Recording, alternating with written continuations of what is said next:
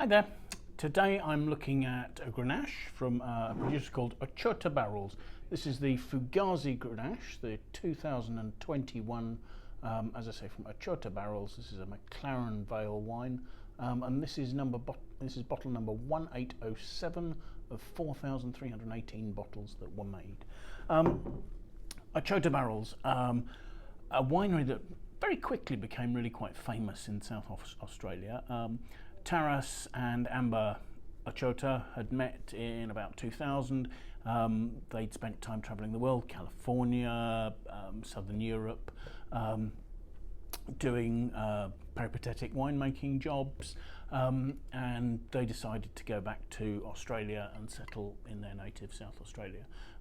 Taras went to Adelaide University to learn to make wine, and in 2008 they set up their winery actually in the Adelaide Hills, although sourcing fruit from the nearby McLaren Vale and Barossa, as well as making wines from the Adelaide Hills. As I say, this is a McLaren Vale Grenache. Their ethos has been very much to make wines in a relatively natural way. They do add, or they did add, sulphur at bottling, so they're not natural wines, but they're small batch, minimum intervention wines. So these are wines where there's been whole bunch fermentation, for instance.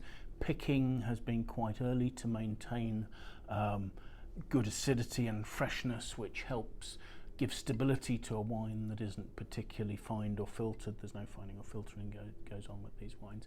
So trying to make wines as naturally as possible, certainly with low inputs, is probably a better way of saying that. I should explain the label there. Fantastic design there, which evidently was largely Calvados fueled during its design, but is meant to represent three things. One is the barrel, obviously, the Ochota Barrels. The second is the idea of a maze, the idea that this is a complex wine and you'll find lots in there. And evidently the third point is that if you're surfing, which I believe Taras and Amber did a lot of, you know what a barrel is, evidently. So I'm not a surfer, but I think we can imagine. This is a small production Grenache. Wonderfully, on the back label it says here that this is from vineyards planted on ironstone in 1947. So I assume we can therefore make the deduction that these are likely to be bush vines. It's likely to be low-yielding, high-quality fruit. So let's have a look at the wine itself. First of all, we're talking about Grenache. This has quite a pale colour. You can see through it very easily. The pigmentation is actually quite a dark ruby red, but there's not a great depth of colour. It's almost to the pale pink. Let's see what the aromas are like. Sniffing it, there's some contrasting aromas there. There's a real leafiness. I mean, I've heard people say tomato leaf is often a good pointer for Grenache, and certainly you've got that sort of leafiness there. But there's a density as well, and behind that there's a little red fruit, a little plumminess, but a real sort of anise note, a sort of a licorice, not an intense concentrated licorice, but quite a delicate high-toned licorice note there. There's a slight earthiness to it. This isn't juicy fruit bouncing out of the glass at you there. It's quite refined, slightly, I suppose, slightly old world in style, slightly more sort of Côte d'Aron sort of note. So let's have a taste.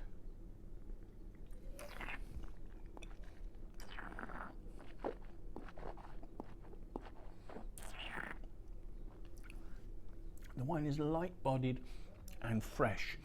Its acidity for Grenache is really quite good. The bottle says the alcohol is 12.9%, which, okay, well, I mean 13. It's still not very high for Grenache, which is often at sort of 14%. There's a real white pepper spiciness comes right across the mid-palate there.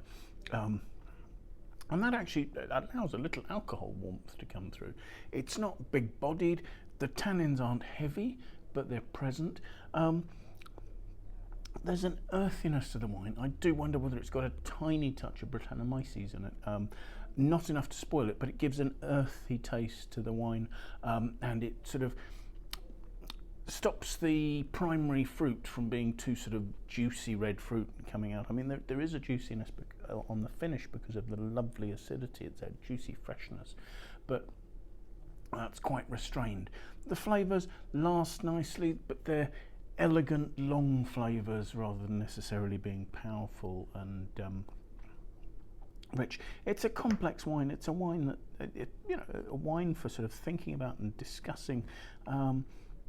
And yeah, really, really interesting. So that's Ochota Barrels 2021 Fugazi Grenache. I'm not sure that I said it was Fugazi was the name of the brand there. So yeah, beautiful. Thank you for listening. Goodbye.